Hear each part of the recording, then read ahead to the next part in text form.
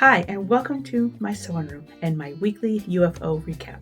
I'm excited to say that I have a finish this week. After steady progress, I'm so excited to finally say that this one is finished. I'm glad that I took little increments every day to work on it, because there's so many pieces in this one and so many long seams that when you look at it all up front, it could be overwhelming. So I'm glad I broke it down into bite-sized chunks. It made it fun to sew together, it was fun to watch it grow, and now I get to show it off. I got lots of sewing minutes on my UFO this week.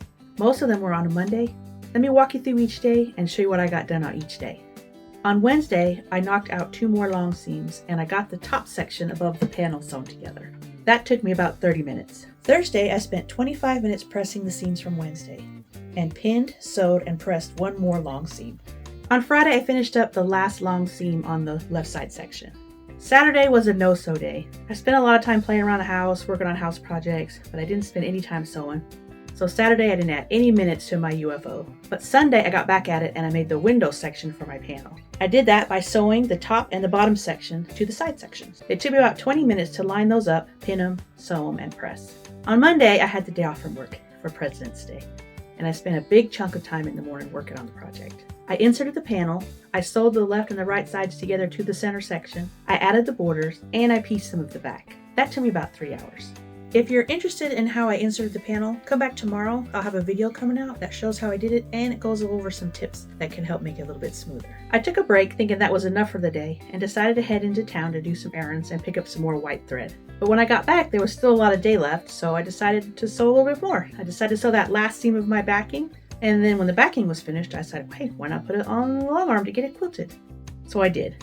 So I quilted it that afternoon and then I bound it up, and that took me about another 2.5 hours. Now I have a finished quilt.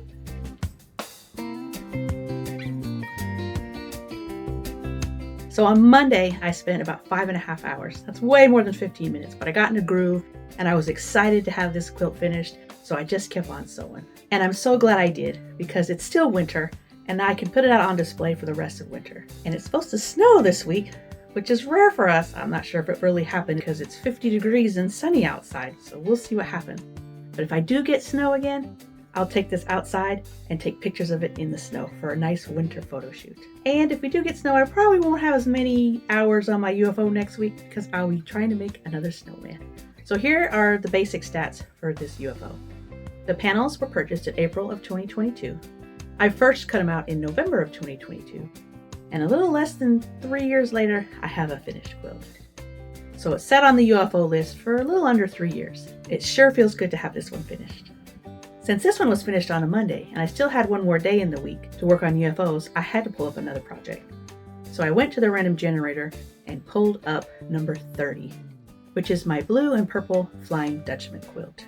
I started this one in 2019 when I was teaching quilt classes right before COVID. One of the students suggested we make a charity quilt and all work on it together. So I made little block kits for everyone who wanted to participate, and I made these Flying Dutchman block kits.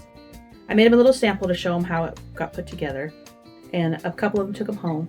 But unfortunately, we didn't get back together because that's when COVID really hit and we had to cancel classes. So we never got to finish our charity quilt. But I did sew together the extra little kits that I have, so I have a few blocks, and they've been sitting on my little mini design wall on the door since 2019. On Tuesday, I spent 15 minutes pulling that UFO and pulling other fabrics to go with it to make a couple more blocks. I already have 5 blocks made, so I'm trying to decide if I want to do 3x3 and have a 9 block layout, or if I want to do 3x4 and have a 12 block layout, similar to the one that I made when I made my mini bolt challenge. So we'll just see what kind of fabrics I pull and what I can cut up, and that will decide how big it's going to be. Adding up all the time for the week, I spent 7 hours and 18 minutes working on UFOs. Next week, I'm going to jump right into this Flying Dutchman quilt. It's definitely smaller than this one and not as many pieces, so I should be able to knock it out fairly quickly. So come back next week and see how far I actually get. And thanks so much for watching.